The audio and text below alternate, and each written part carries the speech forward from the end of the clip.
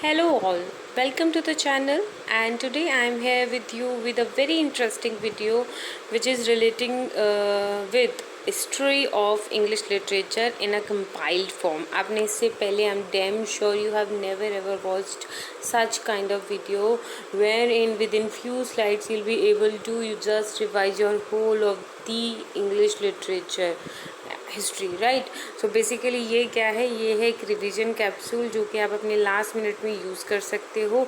Even when you are standing outside of your examination and you are waiting to go inside, you can definitely go through it once, right? So please watch it till end. Let me know how did you like it, right? So I'm going to start this video. Be there, okay? So देखिए, पहली बात यहाँ पे हम एक थोड़ा समझ लेते हैं कि हम यहाँ पे क्या क्या स्ट्रक्चर है इस पूरी टेबल का. तो सबसे पहले तो आप देख सकते हैं यहाँ पे पीरियड्स गिवन है. उसके बाद में यहाँ पर गिवन है हमारे पास में कुछ की टर्म्स हैं, और उसके बाद में हमारे पास हैं कुछ इम्पॉर्टेंट मेजर वर्क हैं, या फिर जो कह सकते हैं उनके लिए नोटेबल जो वर्क हैं वो सारी की सारी चीज़ें गिवन है, राइट. What had happened.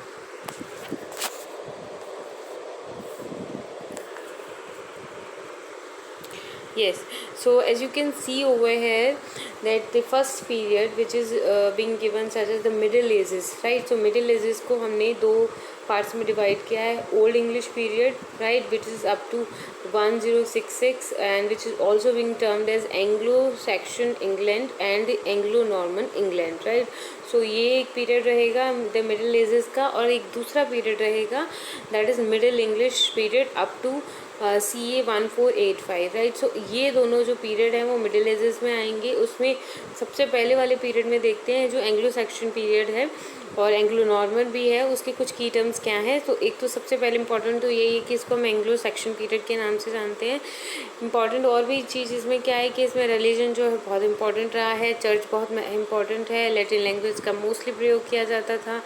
जो मोटिव्स मतलब कहते हैं जिन types of evidences being mentioned in the poems or the works were related with the pagan and the Christian motifs.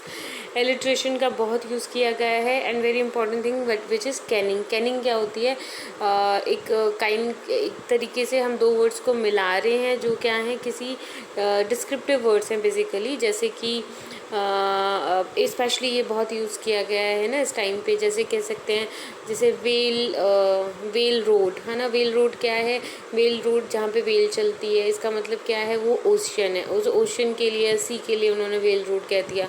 तो ऐसे कुछ करके कैनिंग उसको कहा जाता है. अभी मॉडर्न टाइम में भी कैनिंग बहुत इन है, लेकिन अभी हम फिलहाल बात कर रहे हैं ओल्ड इंग्लिश पीरियड की, right.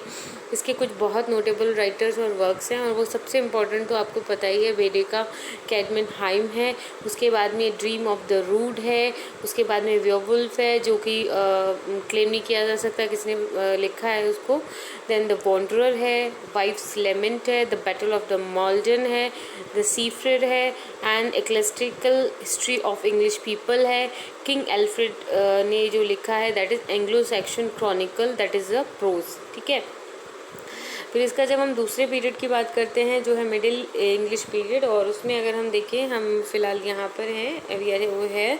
So we are talking of the middle English period जो क्या है फ्यूडलिज्म है. उसकी की टर्म्स हैं जो religion, literary, Christianity, church, black death, French and Latin. Black death आपको वो टाइम पीरियड याद करना है जहाँ ब्लैक डेथ वाला.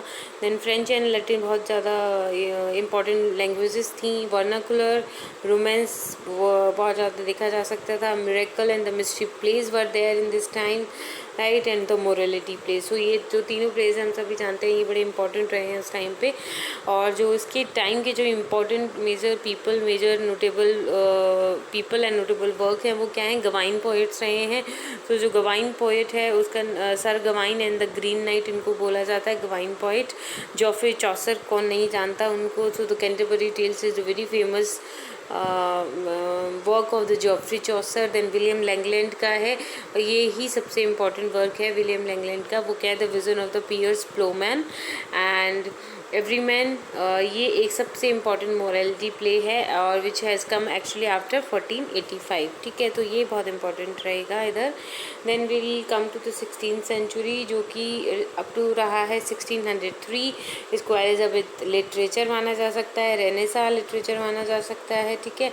इसमें सबसे इम्पॉर्टेंट तो रेनेसा ही है, ह्यूमैनिज्म है, रिफॉर्मेशन है, पैट्रोनेज है, सोनेट है, रिवेंज है, ट्रेजेडीज़ है, कॉमेडिया डेल आर्ट है, right. Golden age of drama भी कहा जाता है, क्वाइट पॉपुलर है, सबको पता है बहुत, right. And then let's yes sorry yes so उसके बाद में जो इसमें इम्पॉर्टेंट रहे हैं वो देख लेते हैं। और साथ साथ में गोल्डन एज ऑफ ड्रामा के साथ में है पेस्टोरल कॉमेडीज, इसमें ही आई हैं। सबसे इम्पॉर्टेंट जो वर्क रहा है वो सर थॉमस मोर का रहा है, वो क्या है यूटोपिया, और वो है प्रोज में, ठीक है। सर थॉमस वायट हैं, क्वीन एलिजाबेथ, इसमें इंपॉर्टेंट फिगर हैं। एडवर्ड स्पेंसर है, एडवर्ड स्पेंसर का द फेरी क्वीन है, उसको एक एपिक पोएम माना जाता है। सोनेट है, एपिथेलेमियन है, उन्हीं की पोएम है। तो एडवर्ड स्पेंसर की ये तीनों वर्क आप याद रख सकते हैं। सोनेट सुन के भी बहुत इंपॉर्टेंट रहे हैं, ठीक है। So he has written sonnet, faerie queene से सबसे इम्पॉर्टेंट है ही। देन सर वॉल्टर रेले इसी पीरियड में रहे हैं 10। देन फिर आता है सर फिलिप सिडनी है, और उनका जो फिलिप सिडनी का है एस्ट्रोफिल एंड स्टेला जो है वो क्या है, एक सोनेट कलेक्शन है, ठीक है। और उसके बाद में द डिफेंस ऑफ पॉइजी उन्होंने ही लिखा है। देन उसके बाद में आता है माइकल ड्राइटन, क्रिस्टोफर मार्लोव ने लिखा है डॉक्टर फॉस्टर्स, एक प्ले है, और टेम्बरलिन वो भी क्या है, एक प्ले है। सो क्रिस्टोफर मार्लोव ने लिखा है डॉक्टर फॉस्टर्स, टेम्बरलिन दोनों क्या हैं, प्ले हैं, ठीक है। ये एक 16th सेंचुरी की हम बात कर रहे हैं। उसके बाद में हम बात करेंगे early 17th century which is from 1603 to 1660। So इसको हम मान रहे हैं Jacobean period, right. And Commonwealth, civil war, Cromwell, masque important की टर्म है, विट के इम्पॉर्टेंट की टर्म है, कवेलियर पोइट्स इधर ही आते हैं, मेटाफिजिकल पोइट्री है, रिवेंज ट्रेजेडी है, सारे कुछ इधर ही है। देन इसमें जो इम्पोर्टेंट रहे हैं वो जॉन डन है। जॉन डन की जो इम्पोर्टेंट पोएम है जो आप याद रख सकते हैं वो है द फ्ली। बेन जॉनसन का भी बहुत इम्पोर्टेंट रहे हैं, वॉलपोन, दी फॉक्स एक प्ले है, सॉन्ग टू सीलिया पोएम है। John Webster the duchess of Malfi एक प्ले है, द वाइट डेविल भी एक उनका प्ले है, फ्रांसिस बेकन का एसेज है, एंड द न्यू अटलांटिस है। थॉमस हॉब्स का लेवियाथन है, प्रोज है ना, ये काफ़ी क्वेश्चंस आ चुका है, कई बार पूछा जा चुका है लेवियाथन के बारे में, तो थॉमस हॉब्स का है। जॉर्ज हर्बर्ट का है द ऑल्टर, एक पोएम है, इंपॉर्टेंट है। हेनरी वॉगन की ये एक मेटाफिजिकल पोएट है। रिचर्ड क्रॉशा ये भी एक मेटाफिजिकल पोएट है। रिचार्ड लवलेस एक पोएट इंपॉर्टेंट रहे हैं। एंड्रू मार्वेल पोएट हैं और जाने जाते हैं टू हिज कोई मिस्ट्रेस के लिए, और इनकी इस पोएम से जो स्टार्टिंग की लाइन है वो भी कई बार पूछी जाती है, पर उसका सबसे बढ़िया बात यह है कि उस लाइन में कोई आता है तो आप इससे इसको रिलेट कर सकते हैं। एंड उससे भी सबसे ज़्यादा इंपॉर्टेंट रहे हैं जॉन मिल्टन। जिनका सबसे इम्पॉर्टेंट एपिक पोएम है वो क्या है, पैराडाइज लॉस्ट। इसके बाद में बात करते हैं restoration and the 18th century की, जो क्या है 1660 से लेकर 1785 तक, और इसको हम the age of enlightenment, the age of sensibility and the reasons के लिए जाने जाते हैं। तो ये चूँकि क्या हुआ था जॉन मिल्टन के टाइम पर, तो चार्ल्स फर्स्ट को बीहेडेड किया गया था। उसके बाद में restoration of the monarchy, we all know that Charles second को वापस से गद्दी पे बिठाया गया था। स्केप्टिसिज्म है, फ्री थिंकिंग है, डीज में है, न्यू क्लासिसिज्म है, rule order proportion everything is being taken care of. Augustan literature है, रीज़न ओवर इमोशंस को जगह दी गई है। सटायर है, ओड है, कॉमेडी ऑफ मैनर्स है, बर्थ ऑफ नॉवेल्स है, ट्रुथफुल रियलिस्टिक लिटरेचर है, चर्चयार्ड स्कूल ऑफ पोएट्स, ठीक है।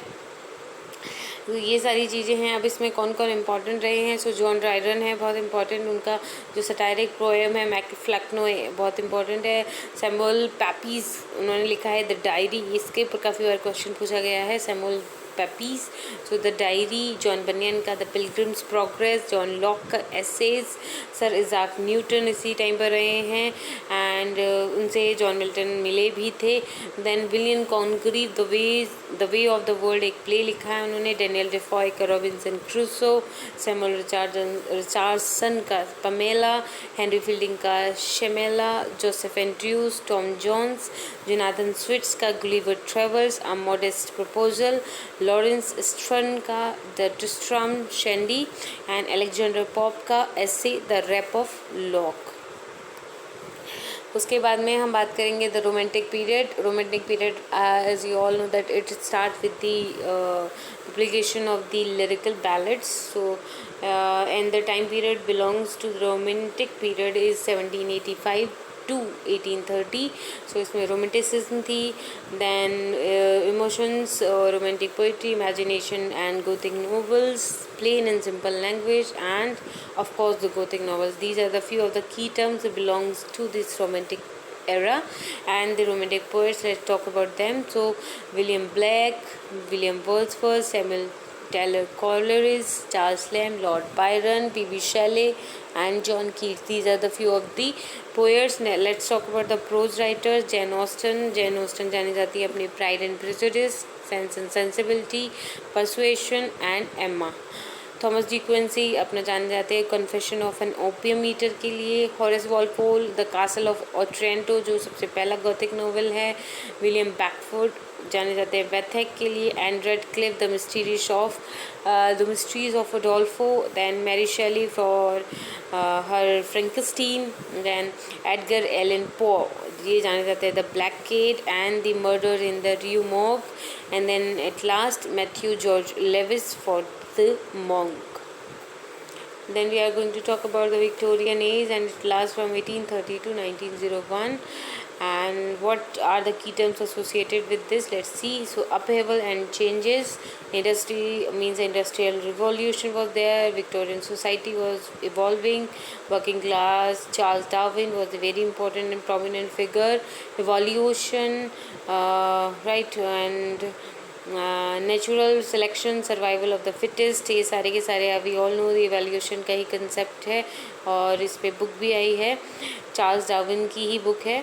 Then realism, naturalism, inequality, the women question and aestheticism, ये इसके सारे की टर्म्स हैं। Next talk about the important authors. Elizabeth Barrett Browning, Robert Browning का है द लास्ट डचेस, पोएम बहुत इंपॉर्टेंट है।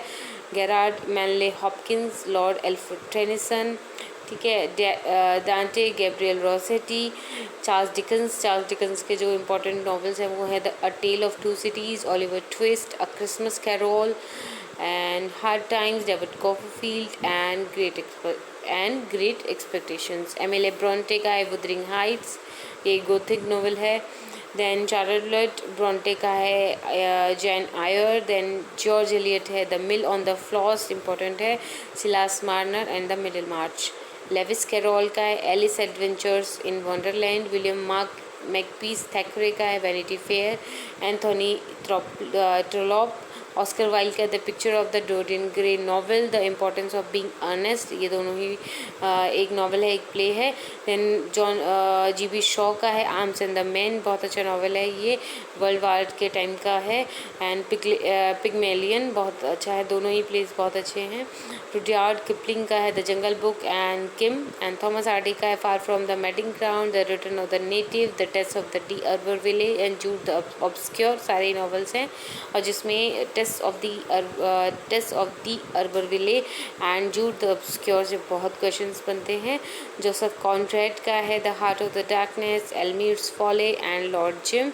And at last Robert Louis Stevenson the strange case of doctor Jekyll and mister Hyde, ये important है इस time का। And last at the 20th century, ठीक है। इसमें क्या है, मॉडर्निज्म है till 1950 it can be observe, then post modernism आता है after 1950, global war, world war one, first rise of the fascism in the Europe, world war second, great depression, nihilism, existentialism, theatre of the absurd, angry young man. सो ये सारे इसके की terms हैं। Let's talk about the authors. Rupert Brooke poet हैं, Siegfried Sassoon poet हैं, Wilfred Owen poet हैं, Robert Graves poet, William Butler यीस्ट बहुत फेमस है, आपने नाम सुना होगा, J.R.R. Tolkien the Lords of the Rings, Silmarillion the Hobbit, E.M. Forster's का the Passage to India very famous, Virginia Woolf का है Mrs Dalloway, To the Lighthouse, Orlando, the Waves, H.G. Wales का है Kipps, the history of mister Polly, the time machine, the war of the worlds, the first man on the moon. Important है ये। James Joyce the portrait of the artist as a young man, Ulysses, and then Finnegans Wake, and D.H. Lawrence का है sons and lovers, कई बार पूछा गया है। T.S. Elliott का तो बड़ा फेमस है, the son of the love songs of J. Alfred Prufrock and the wasteland, both the poems are very famous. Somerset मॉगम का है Lisa and Lambeth of human bondage, Katherine Mansfield, then George Orwell है the animal farm 1984, Samuel Beckett waiting for the Godot एक absurd play है, then Harold Pinter का the birthday party, no man's land, these both are the plays, then John Osborne का है look back in anger play, Peter Shaffer the royal hunt of the sun, Equus, William Golding The Lord of the Flies, W.H. Auden is an important one, Graham Greene का है The Brighton Rock, The Power and the Glory. So thank you so much. This is the end of the slide, and I hope you did like the video, and if yes, please hit the like button and also subscribe to the channel. And one important thing that after this video I'm going to upload one more video like this only in the form of the capsule regarding the major works and the major authors and their work, and also the important character. So till then, thank you, goodbye.